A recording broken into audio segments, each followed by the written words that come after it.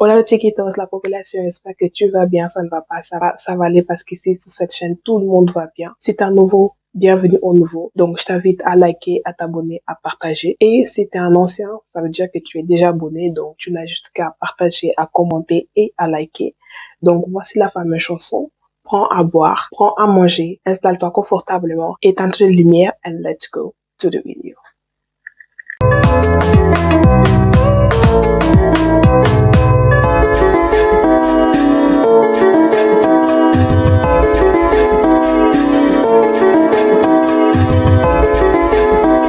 Supporter maman, je ne peux plus supporter, pardon le téléphone parce que je suis noire, je suis dépassée maman, je ne fais que pleurer. Depuis hier, je ne fais que pleurer, j'ai la voix fouillée, je ne dors pas bien, j'ai les maux de tête, je ne peux plus supporter maman, je ne peux plus supporter, pardon le téléphone parce que... On a tous entendu cette voix sur tous les réseaux sociaux. Moi, en l'occurrence, je l'ai entendue sur TikTok, donc ce fameux réseau social. La plupart des jeunes, on y est dessus. Donc, la voix d'une jeune étudiante gabonaise qui demande de l'aide à sa mère. Il s'agit de Dina. Par la suite, son corps avait été découvert dans un ruisseau en Turquie et des milliers d'internautes vont réclamer justice sur les réseaux sociaux. C'est pour cela que nous voyons partout le hashtag justice pour Dina.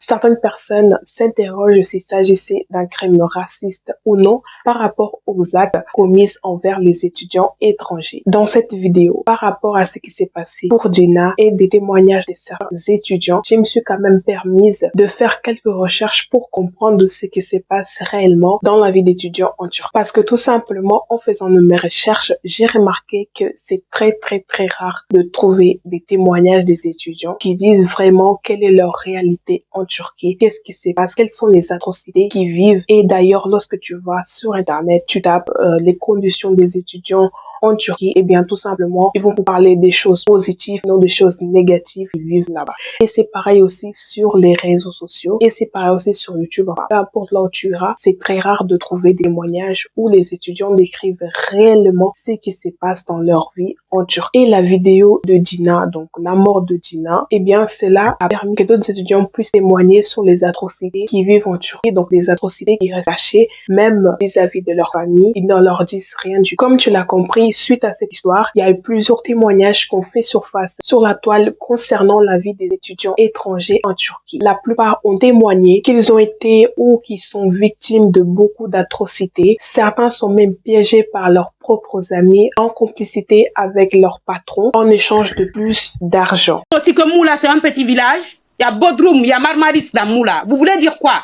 C'est juste quelqu'un qui amène les jeunes filles là-bas. Et je suis prêt à mettre ma main à couper. Un businessman en Turquie et un étudiant, c'est pas la même chose. On est d'accord? Comme je l'ai dit précédemment, la Turquie, c'est un pays pour le business.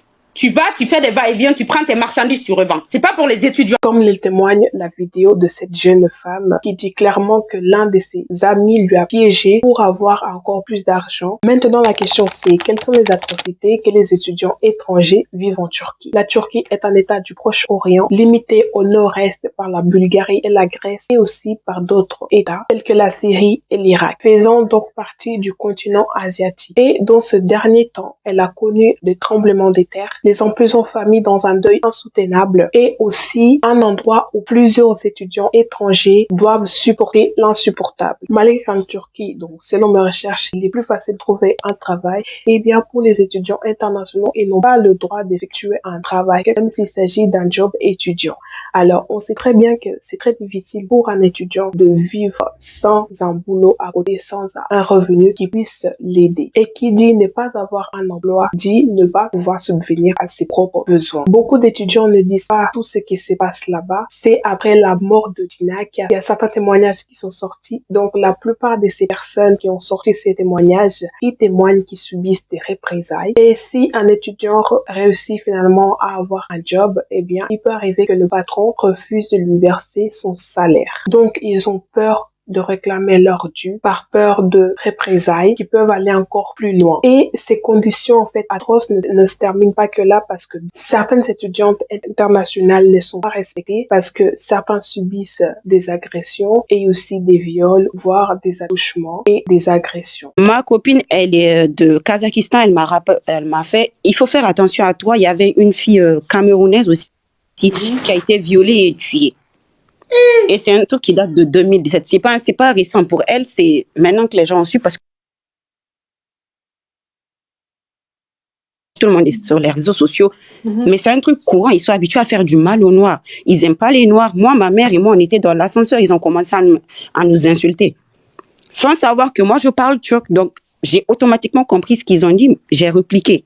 Quand tu es là pour une courte durée, tu ne peux pas savoir parce que tu es venu leur donner de l'argent, forcément. Ils vont celui qui a parlé tout à l'heure, là, lui dit, il est là-bas. Lorsqu'elles doivent chercher du boulot, certaines personnes leur demandent de vendre leur corps au lieu de leur donner du boulot. Et les difficultés ne s'arrêtent pas là. Déjà, il y a la difficulté au niveau de la langue, c'est-à-dire que chaque étudiant qui arrive, ils doivent apprendre la langue pour ainsi pouvoir faire toutes les démarches administratives qui s'avèrent être difficiles pour certains, car des fois, ça leur prend beaucoup plus de temps de comprendre exactement ce qu'on leur demande. Même s'il y a des interprètes, on sait très bien que c'est très difficile d'aller dans un pays dont nous connaissons pas les langues. Donc, il y a déjà cette barrière de la compréhension de la langue turque. Et puis, il y a aussi une autre difficulté, c'est que la majorité des étudiants sont sur la charge familiale au début de leur année universitaire. Parce que tout simplement, certaines familles croient que lorsque l'étudiant va arriver à la destination, il va pouvoir trouver rapidement du travail et subvenir à leurs besoins. Et il s'avère que certains étudiants se retrouvent abandonnés, ils ont plus d'argent et donc ils ne peuvent plus payer leur scolarité. Et selon certains étudiants, il y a un moment de solitude. Ils doivent constamment être très forts mentalement pour supporter ces moments de solitude. Et certaines personnes ne sont pas chaleureux, comme vous avez pu l'entendre sur le vocaux. Et la majorité des étudiants qui témoignent qu'ils ont subi des agressions, des violences face à certains actes, eh bien, certains étudiants décident tout simplement de ne pas avertir leurs parents des actes qu'ils subissent en permanence, tout simplement peut-être parce qu'ils ne veulent pas les inquiéter. Certains sortent malheureusement traumatisés par tout ce qu'ils ont vécu là-bas, car selon eux, ce n'est pas un pays pour les étudiants, mais surtout un pays là où tu peux partir pour faire ton business et puis retourner dans ton pays d'origine, mais pas du tout un pays où les étudiants doivent se mettre en tête et bien que leurs études vont très bien se passer. Et vous qui n'êtes pas parti là-bas, vous croyez que c'est pas ce que vous croyez. La Turquie, pour moi, c'est-à-dire si quelqu'un me demande qu'est-ce que je peux faire en Turquie, partez. Si vous avez un business, vous faites vos shopping, vous rentrez chez vous. Si c'est pour le tourisme, vous partez, vous visitez la ville, mais c'est pas un pays pour les étudiants. C'est pas un pays pour les étudiants. C'est pas du tout un pays pour les étudiants. Tu vas là-bas, ils te tuent et tu as perdu. Et ils n'agissent jamais tout seul. Hein. Eh bien, malgré toutes ces atrocités, il y a quand même quelque chose qui les pousse à aller pour étudier en Turquie. Et maintenant, c'est ce que nous allons nous intéresser par rapport à tout cela. Qu'est-ce qui pousse vraiment ces étudiants à aller en Turquie malgré tout ce qui se passe? Alors, dans mon cas, je pense que tout simplement, en premier lieu, c'est-à-dire qu'il n'y a pas beaucoup de témoignages sur les étudiants qui disent réellement tout ce qui se passe en Turquie parce que tout simplement, ils préfèrent se taire. Et ce qui fait bien que lorsque tu vas sur Internet pour chercher, il y a la plupart du temps des bonnes choses qui en parlent. Donc voilà, c'est ce qui pousse les étudiants à y aller. Et une fois arrivés dans ce pays-là, eh bien c'est trop tard parce que certains tout simplement, comme je vous l'avais dit, eh bien n'arrivent tout simplement à dire à leurs parents, eh bien je mets ça.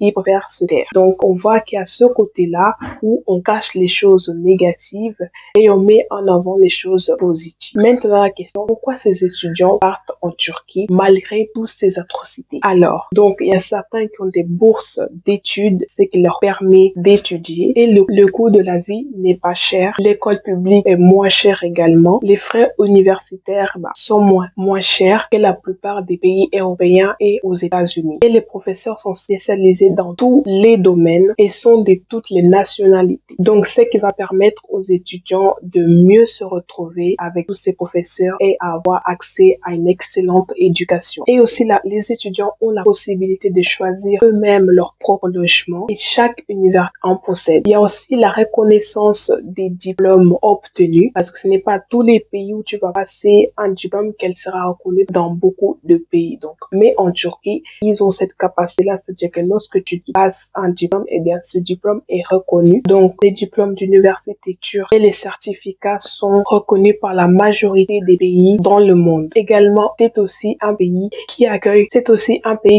plus d'étudiants internationaux. Donc, par rapport à tous ces éléments que j'ai faits, par rapport à tous les témoignages que j'ai faits et que j'ai pu vous dire dans cette vidéo, on peut constater que la plupart des étudiants étrangers qui vont en Turquie vont pour des bonnes raisons.